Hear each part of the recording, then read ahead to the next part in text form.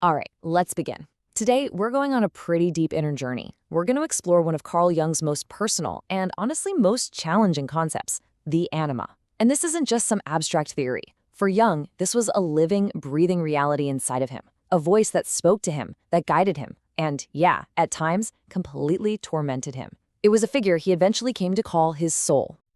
So, we're not starting with a dry textbook definition. Nope. We're starting in the dead of night with Carl Jung himself literally being woken up by a voice from within.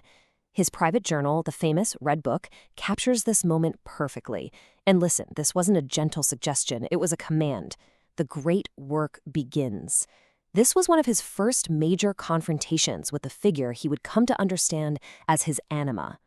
So who, or what, was this voice that had so much power over him? That's what we're going to dig into in our first module, a voice from within. What this moment really shows us is this deep inner conflict.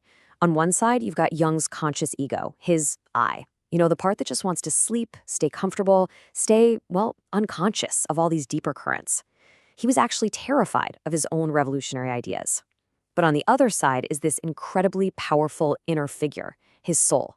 And she demands the exact opposite: wakefulness, a higher consciousness, even a new religion. This was basically a battle for the direction of his entire life, and it was all happening inside his own mind. And this relationship was intensely personal. His soul speaks to him almost like a jealous lover, demanding total fidelity, not to a person out in the world, but to this inner reality. "I want to rule alone," she says. This just shows us that the anima isn't just an idea. It's a living force with its own desires, its own agenda.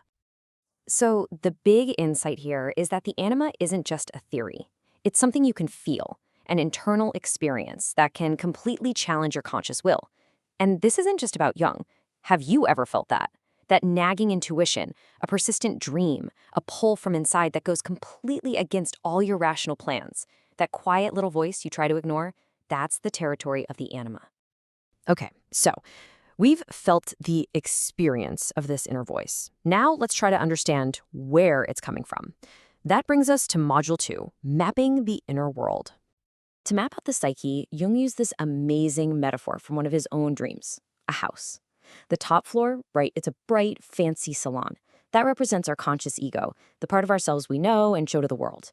But as you go downstairs, things get older, darker. The ground floor is like our personal unconscious, all the memories we've forgotten. Deeper still, you get to the cellar, and now you're in the collective unconscious, the shared psychic inheritance of all humanity. And then, at the very bottom, there's a cave with primitive bones, connecting us to our most ancient, primordial origins. So, where does the anima fit into this house? Well, she's the one who holds the key. She's the archetypal figure that connects our conscious ego, up there on the top floor, to all those deep collective layers below. She's the guide who can lead us down the stairs, really acting as the bridge between who we think we are and the vast unknown totality of who we could be. The takeaway here is that our psyche has all these hidden depths, just like this house. So using this metaphor, what do you think you might find on your lower floors? What forgotten histories, what ancient symbols are just waiting down there in your own psyche? All right, let's jump into our third module. We know who she is, and we have a map of where she lives. But what does she look like? How does she show up in our lives? Module 3 is the face in the mirror. The anima wears a lot of different masks. She might appear in your dreams as a mysterious woman, maybe a helpful guide, or even a dangerous temptress. Her image often gets shaped by our earliest experiences. For Jung, his mother's emotional struggles gave him this early impression of innate unreliability. We can feel her presence in these sudden, overwhelming moods that just seem to come from nowhere. And probably most commonly, we project her onto people in the real world. That's what causes us to fall madly in love and idealize someone only to be totally crushed when they turn out to be, human. And get this, the anima doesn't always show up in human form. In the Red Book, Jung's soul often takes the form of a serpent. And this is so important. A serpent can represent ancient earthy wisdom, but it also represents poison and danger. The anima embodies these primal, even non-human energies that are inside of us. The point is, the anima shows up in so many forms, both inside us and through our projections onto others. So take a second and think about it.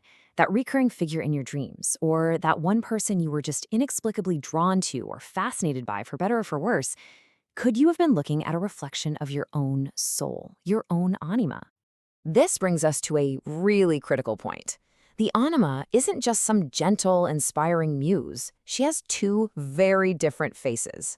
Let's explore this duality in Module 4, Light and Shadow. You can see a really stark contrast here. When we engage with her consciously, the Anima is a source of incredible light. She's a bridge toward deepest self, a muse for creativity, or guide to inner wisdom. But if we ignore her or push her down, she becomes destructive. She can poison our perceptions, create these volatile moods, and drag us into bitter, totally irrational arguments.